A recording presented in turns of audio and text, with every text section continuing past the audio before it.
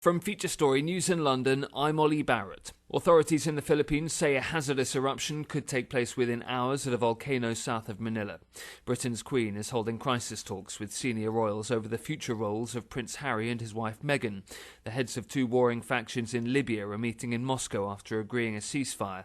And US Defense Secretary Mark Esper says he's seen no specific evidence to support the president's claims that Iran planned to attack 4 US embassies. It's 9:01. KLEK LP Jonesboro, the voice of Arkansas Minority Advocacy Council.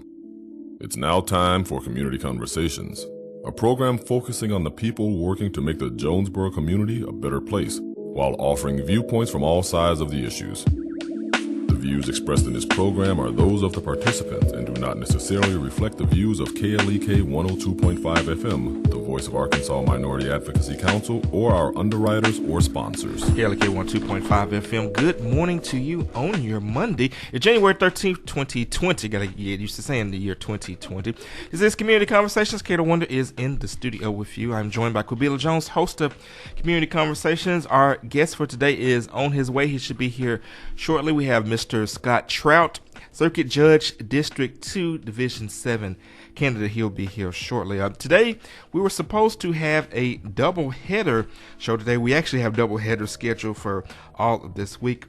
During the 10 o'clock segment, we were scheduled to have members of both the Jonesboro alumni chapter of Delta Sigma Theta Sorority Incorporated and the Kappa Xi chapter of Arkansas State University. Unfortunately, they had some scheduling conflicts and they were unable to make it, which we definitely hate because we definitely did want to show Delta Sigma Theta some love today on their Founders Day. But happy Founders Day to all of my Deltas out there listening, and hopefully we will get them on the program soon to talk about all of the great things that they're doing in the community. So, Quabila, how you doing this morning?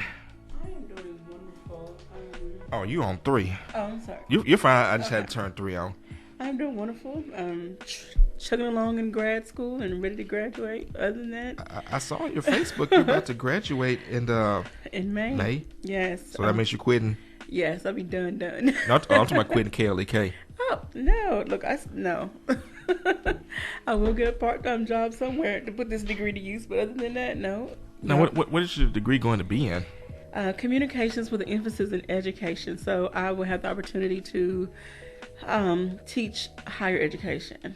So I'm looking for online. Q is coming to a classroom near you. Online classroom somewhere. Well, we are definitely proud of you here at KLEK. A couple other announcements that I want to make you aware of. Of course, KLEK, this is political season, so we will have candidate interviews all throughout the month of January and February. But this Wednesday, I will be at Barn Hills.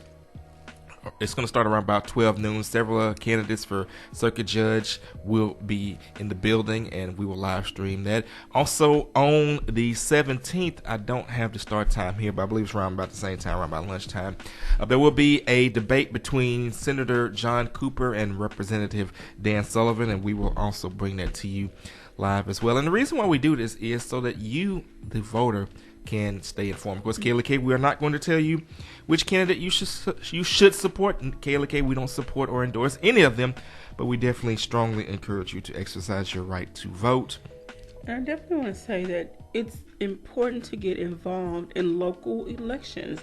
You need to know who's going to be sitting in what seat and who's representing you, who's making decisions that can affect you and your family. And so you need to get to know these candidates. Will there be a perfect candidate? Maybe not. However, you need to know who's running so you can hopefully pick the best one that aligns with your beliefs. Okay. And a shout out to my guy Nathan Coleman. He actually brought the FOP 2020 calendar. I didn't even realize this was it right here. I thought it was the old one that I hadn't gotten rid of yet. So shout out to Nathan Coleman. Appreciate Sergeant the calendar. Coleman. Sergeant, excuse me. Nathan Coleman.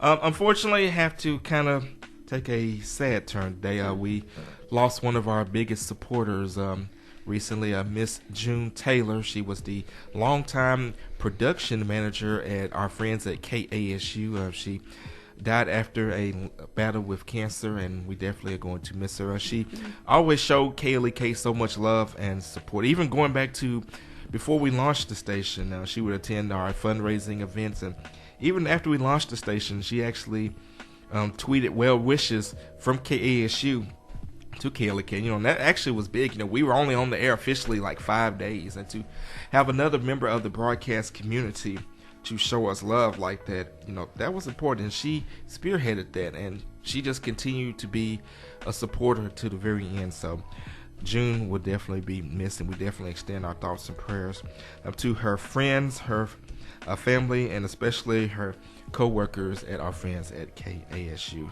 But at least we do know that now June is in a better place, a place that we all aspire to one day get to. Yes. I want to give one announcement, I guess you say. This is from the public library. Those of you who have teenagers that are taking the ACT, they are doing a free mock ACT this Saturday at 9 a.m. They will actually go through the process as if they were taking the real ACT. So for those students who need a little extra help, need a little extra practice, who have test-taking anxiety, this will be the perfect opportunity for them to go take this free mock test to try to get prepared for the real thing. I wish they had that when I was in school. I know. Maybe I would have scored a 30. I know. I don't know what. I scored a 27. Mine was a little lower than that, but I know I could have did better. You don't want to tell me? It was a 21. Oh, that's not bad at all. That's not but bad at all. I know I probably could have done better, but I only took it one time. Well, I took it twice. I made a 24 and a 27. And I wish I went on and took it again. I could have probably got the 30, but I didn't take it because the scholarship deadlines I was trying to apply for had passed. And at that time, I didn't see the point. I'm like, well, if it's gonna be too late for the scholarship, why bother? But I wish I would have went on there just to see if I could have actually cracked that 30. Again, this is Community Conversations. We're still waiting on our guest, Mr. Scott Troutt, Circuit Judge candidate, District 2, Division 7. He is en route. That Jonesboro traffic is getting kind of bad out there these days. So when you're out and about traveling, you have to actually plan that extra time. I know during rush hour, the morning, the lunch, and the afternoon, it can actually take you up to 30 minutes just to get from one end of Red Wolf to the other. That's or really Caraway. Sad. That's really sad. I mean, the cars are backed up. It's interesting because they are building what's now going to be the Dr. Martin Luther King Drive, the Eastern Arterial. And the reason why they're building it is to release some of this traffic off of Red Wolf and Caraway. But the thing is, the growth is growing. Jonesboro is growing so fast that by the time that this arterial is built, it's already going to be a need for another one. Mm-hmm. It's growing faster than they can build roads to keep up with it. So, right. So definitely something to watch for. And of course, as I mentioned, Monday, January 20th is the annual Martin Luther King Jr. celebration. Of course. Oh, did you have something to say on that? While I put up the kids' rehearsal. Okay, well, yeah, go ahead. Well, let me name the events and you can give the rehearsal time. So, the annual parade and celebration will be Monday, January 20th. People will line up at the Arkansas State University Armory at 8 o'clock a.m. And the march is scheduled to begin around about 11. And then right after the march, they will march from the Armory to the Fowler Center. And the program will begin at 12. Following the end of the program, there will be a ceremony on the corner of Highland and Commerce, where the first sign of Dr. Martin Luther King Jr. Boulevard will officially go up. And of course, KLK, we will bring both of those events to you. And then the youth explosion will be that Sunday, the 19th, and that's going to start at 4 p.m. at Jonesboro High School. And Kubila has the rehearsal times for those interested. And this is youth celebration, again, January 19th. Okay, so the rehearsals are choir and dance rehearsal, 6 p.m., New Mount Zion Baptist Church at 403 West Allen Avenue, Tuesday, January 7th, and Thursday, January 9th. Again, New Mount Zion, Thursday the 7th, and Tuesday the 7th, Thursday the 9th. Okay, then 6 o'clock p.m. at Fullness of Joy on Tuesday, January 14th. And then Thursday, January 16th at 6 o'clock p.m., Bethesda Worship and Healing Center. Please check out my page, Kaylee K's page. Maybe go to the MLK Parade Committee page. Or if you're friends with Patrick Bean on Facebook. You can find this rehearsal information there. So, again, starting, tomorrow? No. January 7th is already passed. Well, I don't have the flyer in front of me. Okay, what's today? Today is January 13th. Okay, so tomorrow, I apologize. Just scratch the name on Zion one. Tomorrow, 6 p.m. at Fullness of Joy, 2120 Thorn Street. Choir Jonesboro, Arkansas, 7240. I'm just thinking about their announcement they have. Shout out to Chris Conway and everyone at Fullness of Joy Ministries. So if you're interested in being a part of the MLK choir, you know they go all out every year. So be a I'm part looking of forward that. to that James Bickham video. Well, I may be jumping. I don't even know if James is doing a video this year, but I know the one that he did last year Was amazing. So James, if you're listening, hopefully you'll hook up another video. Yes. I definitely look forward to seeing those highlights. Also, I got to shout out our small business shout outs. Our small business shout outs are growing. We've added Royal Priesthood Ministries, so shout out to them. We have Cool Cuts Texas, Legends Barbecue Smokehouse. Let's see, Foxy's Fabulous Accessories, St. Paul Missionary Baptist Church, and Always and Forever Grooming. And of course, if you go on our Facebook page, I actually did a live video from Always and Forever Grooming. You can actually see my dog Max getting groomed, and I believe our guest is here today. So Mr. Troutt, come on in, just come sit in this first seat right here, and we are not going to waste any time on our segment today. Just go ahead and put the headphones on, and we will go ahead and get started. And while Mr. Troutt is sitting down and getting ready, I'll go ahead and give a disclaimer. Kaylee K and the voice of Arkansas Minority Advocacy Council, we do not endorse, support, nor oppose any candidate for political office, nor was any compensation provided for this interview. This interview is provided for informational purposes only, but we do strongly encourage you to exercise your right to vote, because like I always say, somebody is going to serve. So why not have a say in that person? Excuse me, on who that person is. Yeah, it didn't pull up that much, so yeah, just have a seat and we'll get started. So, Mr. Troutt, how you doing today? I'm doing okay. Had a little. Listen to that radio voice, y'all. Like, what? Yeah, I told you, Q, he's got a radio voice. everybody has told me over the years that I needed to do this, so I guess I get my first chance actually. All right. All right, well, we're not going to waste any time, so let's start off with an introduction about yourself. Tell our listeners and viewers about yourself and your background.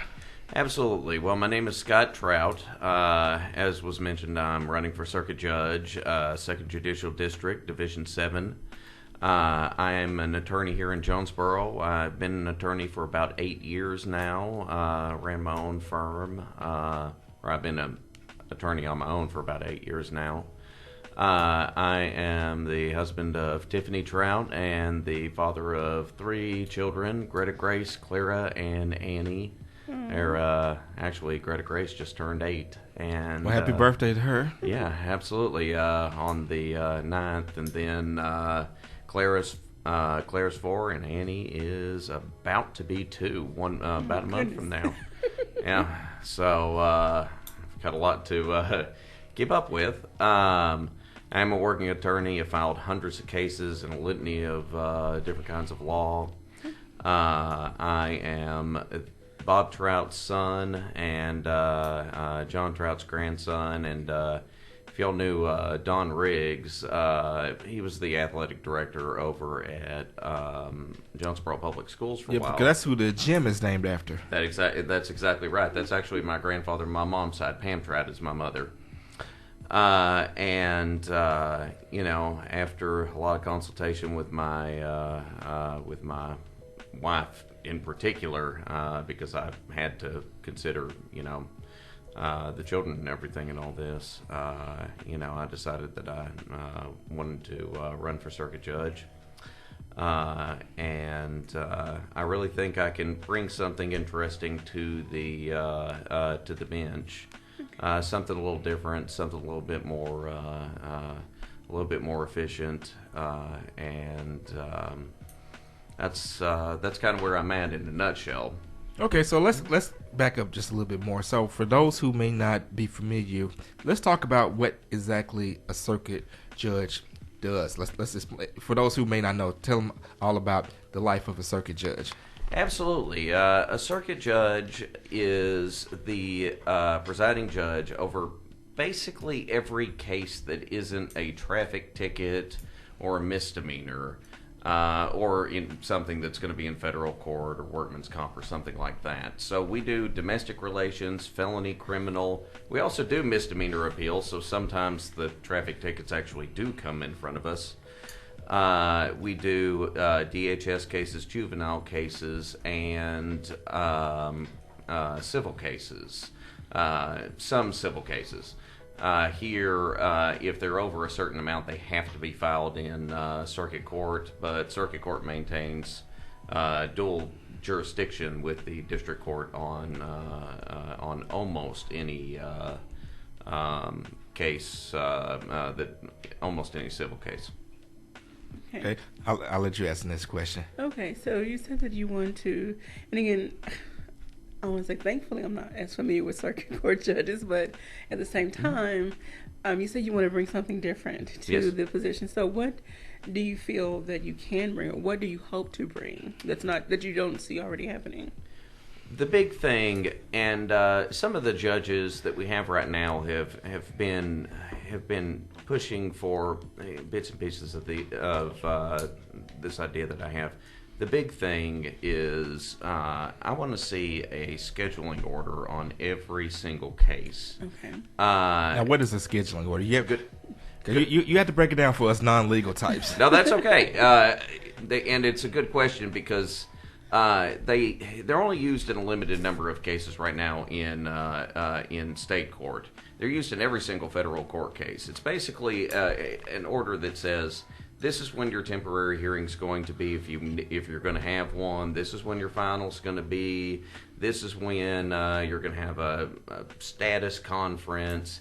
It basically is a roadmap for a case.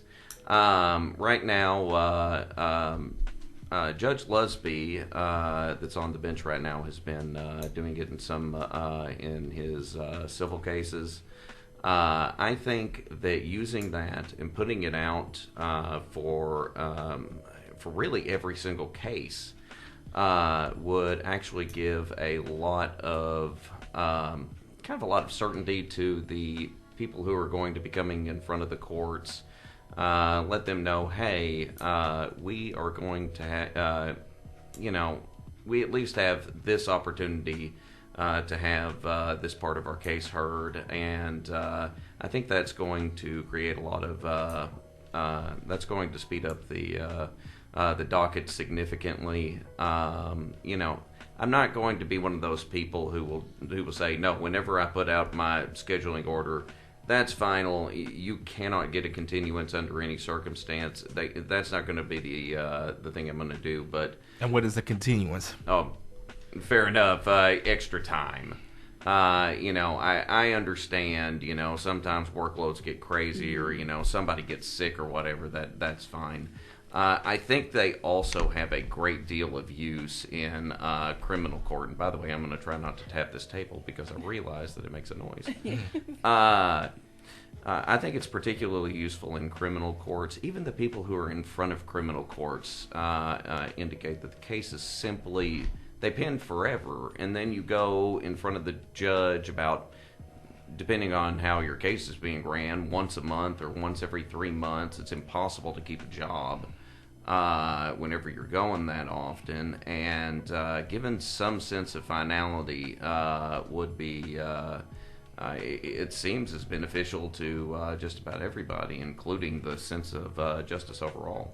We got a Facebook shout out. Shout out to Scott McDaniel. Appreciate you checking in on our Facebook live feed. We are speaking with Scott Troutt, Circuit Judge, Division 2, District 7 candidate. If you have a question for Mr. Troutt, you can give us a call at 870-277-1080 or leave your questions or comments on our Facebook live feed. Now, you are running for District 2, Division 7. So first, explain what areas that cover, and then explain about the different divisions, because I believe circuit judges, they rotate, correct?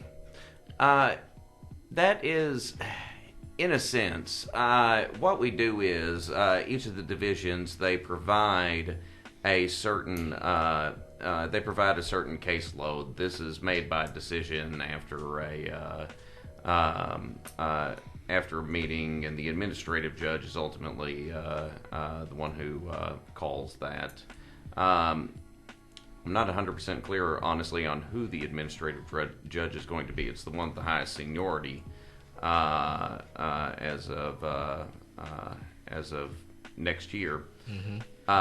But as far as the right now the differences in the divisions is going to be you will inherit a caseload for at least some period of time after January of 2021. So whatever the caseload was that in my case Barbara Halsey had would be the case load that I would get at least for some period of time.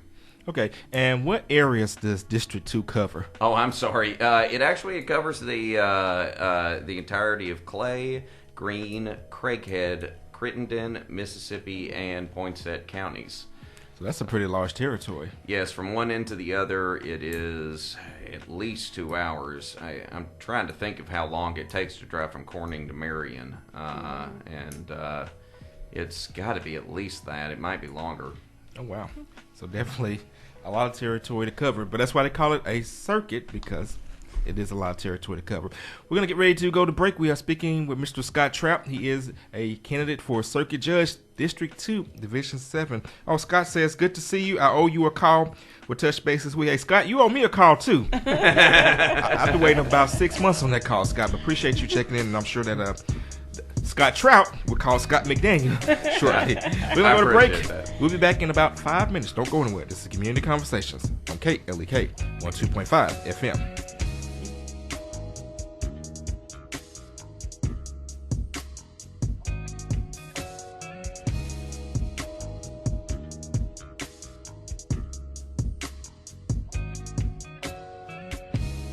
You're listening to Community Conversations on KLEK 102.5 FM.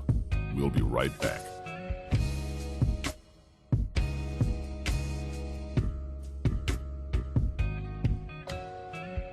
What are your kids listening to? I'm Mark Merrill with today's Family Minute. Recently, I asked my son for his iPod so I could check out the songs he was listening to. I Googled the lyrics for the songs, and most were just fine, but I did find a couple that weren't. I sat down with him and showed him the objectionable lyrics. While reading through the words, I think we were both a bit surprised at the coarse language, degradation of women, and sexual content in the lyrics. After he deleted those songs from his iPod, we talked about not supporting those so-called artists by buying that kind of music, and about the importance of keeping those kind of messages out of our hearts and minds. Remember, your family first. Want to connect with Mark on Twitter? Follow him at twitter.com/Mark Merrill. The Family Minute with Mark Merrill, helping families love well. Made possible by the Kappa Nu Omega chapter of Alpha Kappa Alpha Sorority Incorporated, a non-profit organization committed to service to all mankind. KNOMEGA1908.com. Family Minute is brought to you by the Gears Foundation, a non-profit organization providing students with assistance in their academic and career pursuits. Gears Foundation on Facebook, Gears_Inc. on Instagram, and the Gears Foundation at gmail.com. How can I help my daughter with her reading? Searching for help with dachshund breeding. No. Let me try. Sarah's bright, but when she's reading, she has trouble sounding out words. Playing world music. What? I give up. Wait, I was trying to show you how Sarah feels every day. Redirecting to understood.org. Join parents and experts at understood.org, a free online resource about learning and attention issues to help your child thrive. Brought to you by understood.org and the Ad Council. KLEK thanks CJ Pepper and the staff of Life Strategies Counseling Incorporated for helping people through hard times in life such as depression, family issues, stress, abuse, and more. They offer counseling and therapy for all ages, individuals, families, and groups. They are located at 1217 Stone Street. Phone number 1-866-972-1268 or online at lscihelp.com. Hello, I'm Officer Victoria Evans. I have always had a desire to help others in need and to be an example and role model to young women by encouraging them to never give up on their dreams. My dream was to become a police officer and to serve my community. In 2016, that dream became a reality, and it is the most rewarding experience of my life. Now I want to let you know about the same opportunity. The Jonesboro Police Department will conduct testing every month for patrol officers. Applications are available online at jonesboropolice.com or at the Police Department, 1001 South Caraway Road.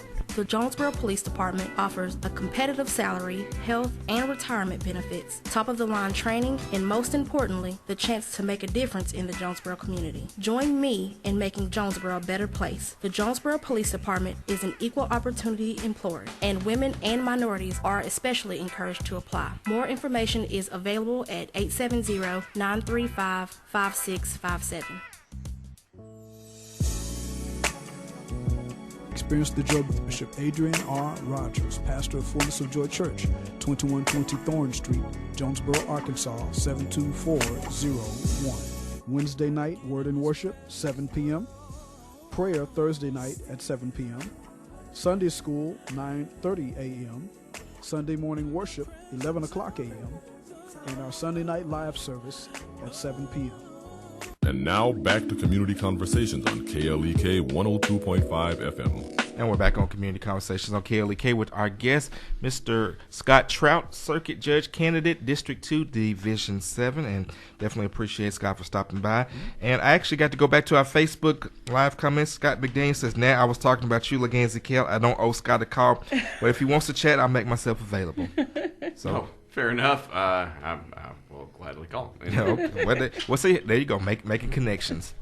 All right, Kubil, I believe you had a question for Mr. Troutt. I know you had asked it off air. Yeah, just for those that still, like me, who may not fully understand how this process works, and you mentioned earlier about your scheduling and maybe reducing some of the times that people come before you, just depending on what the case is. But is the time frame or the amount of appearances dependent upon like communication with police department investigators, whoever, and the communication between lawyers? Like, can you kind of break down how that process works and what role the circuit judge would play in making that more efficient?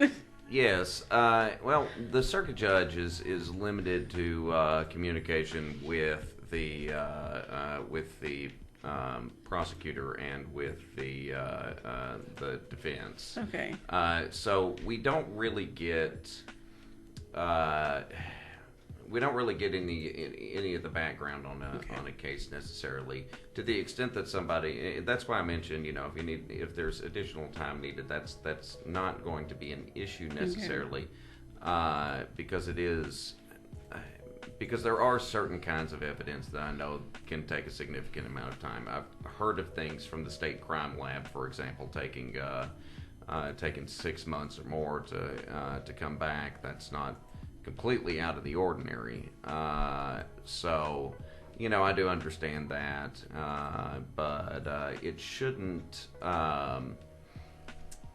But the reason why the people are coming back over and over again is, they're constantly rescheduling these matters, and the rules of criminal procedure requires certain deadlines and everything that the person has to be in front of the court. But past that, providing this is the deadline for discovery. This is the time whenever you're going to have your motion and plea day, which they actually already do this. Okay. But this is the time you're going to have your trial, and hammering down some of these dates and trying to get the criminal cases in particular heard more quickly, I don't think is a disbenefit to anybody. Okay. Because I really think that it will put the prosecution and the defense in a better position to say, we can't wait forever on this. We need to, either negotiate it, come to some kind of a resolution, or we need to go ahead and take it to trial. Okay. And if I end up with the trial term, which the trial terms are extended, okay. So there's several days that you get for a trial term. If I end up with a trial term, and I'm going to probably regret this the first time that I do it, but if I end up with a trial term that is completely packed back to back with with nothing but jury trials that I'm running, late into the evening, I'm willing to do it, if nothing else, but to get, to get things moving along. I don't really think that, that this would be something that would. I don't know that it would hurt anybody. A lot of people are going to these continuances just, are going to these cases month after month or every 3 months or whatever it may be, basically just to get continuances, and I think we can deal with it differently. Okay. Thank you then. Alrighty, so. Oh, shout out to Andy Shatley. Appreciate you for checking in on our Facebook Live feed. Don't forget, you can leave your questions and your comments on our Facebook Live feed. So, one of the things that you mentioned is that you'll be dealing with criminal cases. And I know you can't talk about any specific cases, but I think one of the things that the listeners are interested in is treating people as fair as possible. Absolutely. Trying to take light of people's situations, because you do have some judges when there's flexibility in sentencing tend to go more on the harsher side and some more on the lenient side. And I know obviously you won't know specifically what you'll do in the case until it's in front of you, but what is your general attitude towards the human side of dealing with people that come across your bench? My general attitude, well, I can say this.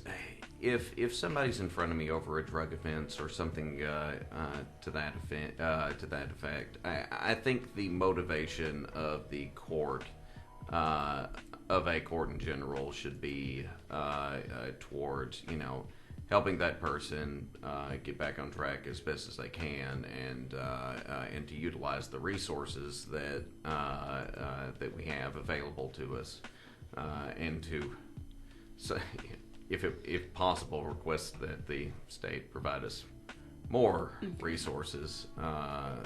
That's a difficult thing, because I'm not in control of the purse strings on these things, but we need to look more towards either rehabilitation for those things. Now, for violent offenses, that becomes different.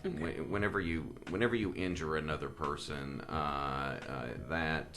that is a line that is crossed, and we really, some of the laws over time, and I think they're starting to realize that this was not the best idea, and they've started to kind of change the way that sentencing guidelines work. But they got an awful lot of they got an awful lot of nonviolent offenses mixed in with the violent offenses, and they dealt with them similarly. At least in some cases, I don't think that's correct. I think that there's a line that's crossed whenever you commit violence upon somebody, and I can understand that there's background issues to that, but there is some requirement that we that's where you're in a position to keep the community safe. Is whenever somebody has crossed that line. And you have to cross that line, by the way, very severely to make it into felony court. A lot of the basic, just getting into a fist fight or whatever, that's never going to be heard at the circuit level. That's mostly going to be handled at the district level. But if it's getting into the felony level, we need to deal with it, and it should be leaning towards the harder end of things. So, Mr. Troutt, is the circuit court, is that an actual appellate court? Is that a court where appeals go to? Some. Anything that occurs at a lower court, anything that occurs in district court, there's a narrow band of cases that actually occur in county court. Meaning that they're actually heard by the county judge. Those kinds of cases do have an appeal right within 30 days up to the circuit court. So, like if you get a traffic ticket, you can actually appeal those to the circuit court. Some people do this. It's usually because they feel like, for one reason or another, they can negotiate better at the higher level, or maybe if they burn up enough time on the thing, something better will happen. But it can be done.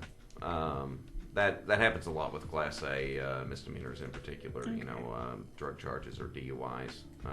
So, yeah. Okay, Mr. Troutt, you mentioned at the beginning of the broadcast about your 8 years of legal experience. How do you feel that your experience as an attorney and the cases that you have tried as an attorney, and by the way, have you tried them as a prosecutor or a defense lawyer? Defense in criminal cases, defense entirely. I've been on the plaintiff side and on the defense side of other cases or that aren't criminal. But and how did that experience? How do you feel that experience is going to help you if you are elected? Well, because I've lived it. I've seen how these cases work. I've seen what the what the client goes through, and on top of it all, I've got a fair bit of practical experience in having dealt with the laws in these matters over the years. I mean, it's simple enough to see my well, okay. It doesn't show the entirety of it, but it's simple enough to see most of my record. It exists on something called AOC Court Connect. Mm-hmm. I would give the specific website address, but usually 8 years after it started working, I still go to Google and just put in AOC Court Connect. Okay. And that's Administrative Office of the Courts. And you can go on there and you can put in my last name, my first name, which, by the way, my first name I think they still have in there is Robert. It does. Okay. You can do Robert Troutt and see everything that I've done over many years. There are a few counties that don't have, that I think are still in the process of getting on there, and that's Poinsett, and I think Green's kind of building up on it. Okay. Well, that definitely will be something interesting to check out. Absolutely. To see your record as an attorney. We're speaking with Mr. Scott Troutt. He is running for Circuit Judge Division 2, Division 7. So let's talk about how people could get in touch with you to learn more about your campaign. You have a website, social media, any campaign events. What are you doing? Good question.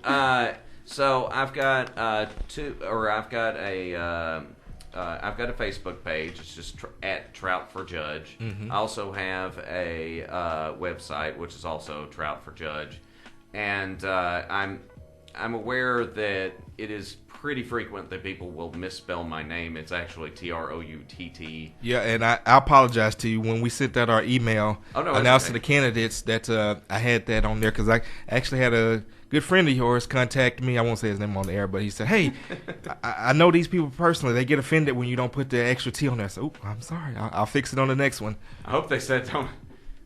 No, I actually don't get offended. It's just the normal way that you spell Trout. But Troutt for Judge, either one T or two T's, it should all take you to the same place. And .com. So that's what we have. The website right now is a bit threadbare. We're kind of rolling out our platform on there. And speaking of that platform, what are some of the things that are on there that we may not have talked about on the show so far? That's a good question. The one that I will note is I want to have a more transparent court. I want to. We've got the Freedom of Information Act here in Arkansas. My grandfather was a person who really pushed for that act, was an early pioneer of it, and it does not apply to courts. However, the courts, through one of the administrative orders, actually has an analog to the Freedom of Information Act, in a sense, and I want to make sure that is that's followed. There are certain cases that are required by law to be sealed: adoptions, DHS hearings, and those kinds of things. Those are required by law to not be public. I understand that, but at the same time, the act of sealing a case from the public, particularly a criminal case, should be done, in my opinion, with the utmost caution, it's something that can only be done in very limited circumstances. I know a lot of people probably still follow the events that have occurred around Linda Collins Smith and her unfortunate passing in Randolph County. That is where that's where I'm going with that. I don't think. Well, in that case, I remember reading in the news that as soon as it broke out, everything was just sealed, and the public was, kind of kept mostly in the dark. Right. It was sealed not only at the prosecutor's level, which the prosecutor can claim that it is an ongoing investigation. That's something they're completely allowed to do. That's one of the exceptions to the Freedom of Information Act. But it was also sealed at the circuit level through a single order that was petitioned by a single side of the case, because there was no defense. Obviously, by then in the case, they hadn't arrested anybody, and that is something that must be considered with just extreme scrutiny. That means that we didn't see. Had they filed a case against a particular person, we wouldn't have seen it the way that they did that. And I'm on the record on that one. I did an interview with the Jonesboro Sun. I did an interview with Stan Morris, and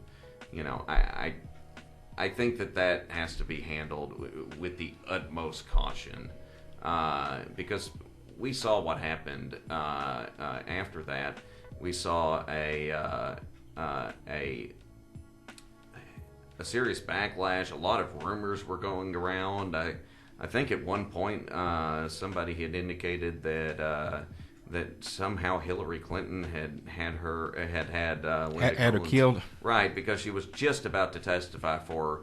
It's really odd how Senator Clinton always manages to get to them just as they're about to testify, and apparently knows that there are, that there are people out there, even though they have absolutely nothing to do with her, that are just about to testify about her. It's really odd. Welcome to today's political climate. Yeah, of course I'm kidding about that, but they, and it really, that is going to be a trial to watch, if nothing else, but to see, how those issues are going to ultimately be utilized by really by the defense. It seems that that there's that there has been spun up so much controversy that I think that's it works in the defendant's favor in a lot of ways, and in a lot of ways it doesn't. It's just a messed up situation. It's unfortunate it happened. All right. So, what are some of the other things that are in your platform? Some of the other things that are in my platform are, we talked a little bit about treating people in front of the court fairly, or I think we did. Yeah. Okay, good. To the best of your ability. Right. And I mentioned this in my first speech, which, by the way, the speech that you had from the Tea Party meeting. Correct. That was actually one of the first speeches that... No, actually, I think it is the first speech, true speech, that I have given ever in my life. Really? So, yes. I mean, I've gone in front... Got to start somewhere. Yeah, I've gone in front of courts, and I'm reasonably comfortable with dealing with that. But that was a little bit different. Talking about oneself is a strange matter. But we talked a little bit about fairness. I also want to make sure that people who are in front of the courts, have some understanding of why they're there, and that they're not being talked down to, that they're not being treated disrespectfully. It's all too easy, because you get, and I've had them as clients, you get all types of people in front of the court, and just because somebody is not quite getting it or something to that effect, it doesn't mean that they need to be talked down to. There's a need to keep control of one's courtroom, but at the same time, you want to give people enough leeway to actually try their case, and you want to give people enough enough understanding that maybe they want to talk. All right, we're gonna have to get ready to leave it there, and we definitely are enjoying this conversation. Don't y'all just love that radio voice, y'all? We're gonna get ready to go to break. We will be back in a few minutes. We are speaking with Scott Troutt, Circuit Judge Candidate, District 2, Division 7, says Community Conversations on KLEK on 2.5 FM.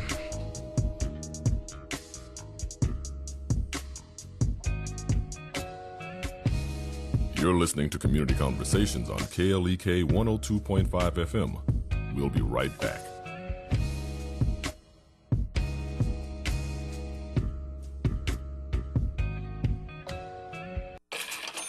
We're back with Money Matters. I'm Alfred Edmond Jr. It's estimated that the cost of banking outside of your network is roughly $4.35 per transaction. Bankrate.com says consumers usually face two fees when they decide to use an ATM outside of the network. One is an ATM surcharge from the ATM owner. The other is a fee charged by your bank for using an out-of-network ATM. In addition, the checking survey found that the average overdraft fee of $32.74 set a new record high for the 16th consecutive year. The only way to minimize, if not entirely avoid, ATM fees is to not bank randomly or impulsively, but to plan your ATM withdrawals on a weekly basis, being sure to stay within network. Also, if you're traveling outside of the neighborhoods where you live and work, see if your bank has ATMs near your destination, or make the needed transactions in network before you go. I'm Alfred Edmond Jr. for Money Matters, a product of American Urban Radio Networks. Money Matters is made possible by the Jonesboro Alumni Chapter of Delta Sigma Theta Sorority Incorporated, a nonprofit organization focused on joy in our sisterhood, power in our voice, and service in our hearts. www.jonesboroalumnidst.org. Money Matters is brought to you by Bancorp South, offering checking, savings, loans, credit cards, and wealth management. www.bancorpsouth.com or 870-972-9800. Money Matters is brought to you by the Gears Foundation, a nonprofit organization providing students with assistance in their academic and career pursuits. Gears Foundation on Facebook, Gears_Inc. on Instagram, and the Gears Foundation at gmail.com. The Mu Omicron Lambda chapter of Alpha Phi Alpha Fraternity Incorporated was established on January 1st, 1977, originally serving Blytheville, Arkansas, and now serving Jonesboro, Blytheville, Osceola, Marion, and West Memphis, Arkansas. Today, the chapter continues to make an impact by focusing on Alpha's national community outreach initiatives such as My Brother's Keeper, A Voteless People is a Hopeless People, Go to High School, Go to College, Project Alpha, Boy Scouts, and the March of Dimes. The Mu Omicron Lambda chapter of Alpha Phi Alpha Fraternity Incorporated is committed to Alpha's mission of developing leaders, promoting brotherhood and academic excellence, while providing service and advocacy to the community. More information about the Mu Omicron Lambda chapter of Alpha Phi Alpha Fraternity Incorporated is available at MOL Alphas on Facebook or via email at molalphas@gmail.com. KLEK 102.5 FM salutes small businesses. Small businesses promote local character and success, keeping money in the local economy, local jobs, entrepreneurship, community well-being, and so much more. Contact us today to learn more on how your small business could be featured on KLEK for as little as $25 per month. Shout out to Always and Forever Pet Grooming, offering baths, nails, and haircuts for dogs and cats. 2929 South Caraway Road, Jonesboro. 870-520-0925. Shout out to Letitia Fox Rochelle and Foxy's Fabulous Accessories, an independent paparazzi jewelry consultant. FoxySCanBe.com, Foxy's Fabulous Accessories on Facebook, or 870-761-4323. And now back to Community Conversations on KLEK 102.5 FM. And we're back on Community Conversations with our guest, Scott Troutt, Circuit Judge, Candidate, District 2, Division 7. And, of course, if you have a question or comment, you can give us a call at 870-277-1080. Or you can leave your questions or your comments on our Facebook Live feed. Let's see if we have any new comments. Don't have any new comments just yet, but, hey, you got about 7-8 more minutes if you want to get those questions or those comments in. Sure. All right, so I know you talked about some things you hope to bring to the seat and maybe some changes with since you do have such a large area to cover, and you hope to be as partial as possible and make the best judgment. Impartial.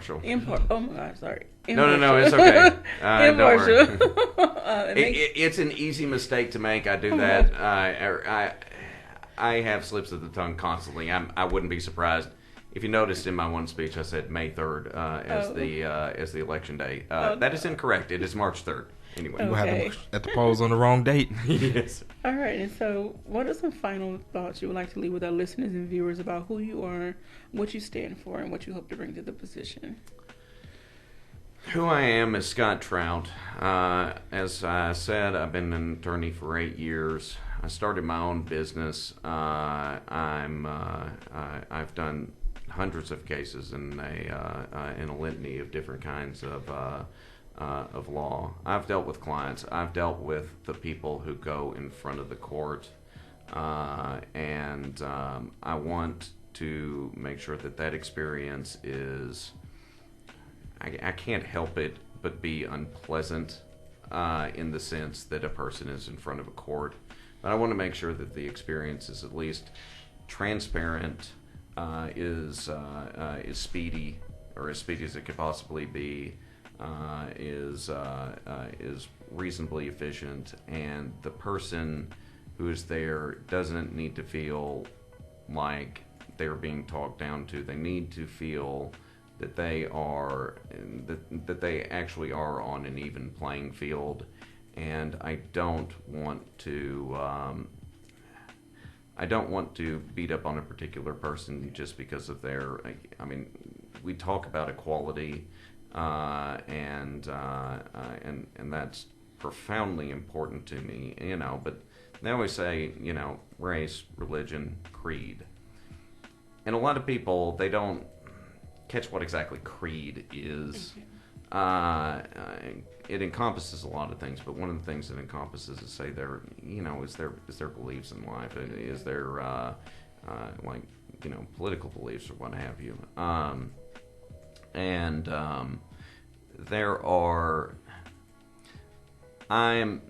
we live in a country that has some fractures in it. Especially along all lines, but along those creed lines, there are some serious fractures. Both. Yes, factions, fractures, pretty much everything. And I don't want to see that, and I don't want people to feel like they're being discriminated against because they're a Trump supporter, or because they support someone else. One of the 10,000 people. Well, no, we're actually running down on it. On the number. I don't want them to feel like, I'm getting this treatment because I'm walking in front of this person as a liberal or as a conservative or something like that. There are some creeds that are inherently dangerous. Obviously, if you're if you're a violent anarchist, there's some lines, but it's the violent part of that that's at issue. But I want to make sure that everybody is treated equally to that extent. And like I said, I want a transparent court. I want a court that is going to be fair and impartial. And I think I'll throw this out here in the remaining 31 seconds that we have. Well, we got another 2 minutes after that. Okay, good. I don't understand. At 9:57, that's when the wrap up was trigger. Okay. I also just wanted to very briefly mention that there's a good opportunity to also have the judges actually get out there into the community every now and then. Okay. I know this happens sometimes, but I really want to do that. I really want to hear from people who are just who hopefully haven't come before the court. Get a chance to go to events like this and actually sit down and talk as a circuit judge. I think that would be an absolutely fantastic thing. I did all the parades, and one of the things that my wife generously suggested was that we should do them. I mean, if I'm elected and everything, we should do them again. Well, depending on whoever wins, I would like to bring back some of our legal moments and just having even if it's a 20-minute conversation about the legal jargon, just to help people navigate the system. We never know what kind of cases someone may be, facing. So just have a sit-down conversation. Basic, no detail, no personal. So, alrighty, got another Facebook shout out to Cade Holiday. Cade, appreciate you for checking in on our live feed. All right, so any shout outs to? Yeah, now this is the wrap up. 2 minutes and 20 seconds. Well, I'll give a shout out, of course, to my wife Tiffany Troutt, and my kids Greta Grace, Clara, and Annie. I don't think Annie's going to be able to hear this. However, she can go back on Facebook and watch it. Yeah. Also need to give a shout out to Taylor Riddle. He's my campaign manager. Jonathan Jacobs. He's my campaign chairman. Jonathan's an awesome guy, and I really hope people along with me obviously get to meet him. He's done an absolutely fantastic job. I give a shout out to my mom and dad. They've been here through this whole thing.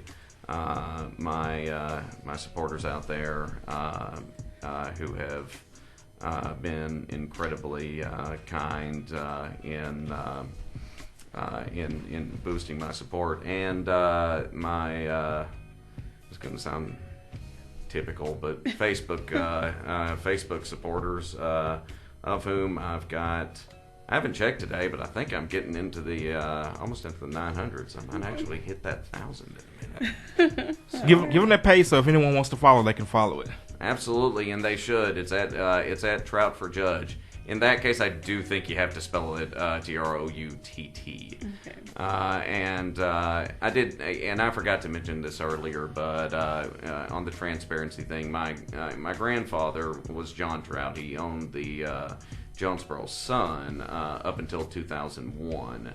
That's where we got involved in the Sunshine Law. So that's where that comes from, the Freedom of Information Act. Okay. Alrighty. And of course, you will be at Barn Hills this Wednesday with the Kiwanis Club, one of several candidates that will be speaking. And of course, we will carry that interview live on our Facebook Live page. Scott, thank you for stopping by the studio today. We definitely wish you the best of luck in your campaign. Although we don't endorse, support, or oppose any candidates, we do encourage you to get out and vote. This is KLEK 102.5 FM. Thank you for listening to Community Conversations on KLEK 102.5 FM, a program focusing on the people working to make the Jonesboro community a better place while offering viewpoints from all sides of the issues. The views expressed in this program are those of the participants and do not necessarily reflect the views of KLEK 102.5 FM, the voice of Arkansas Minority Advocacy Council, or our underwriters or sponsors. Broadcasting from the First National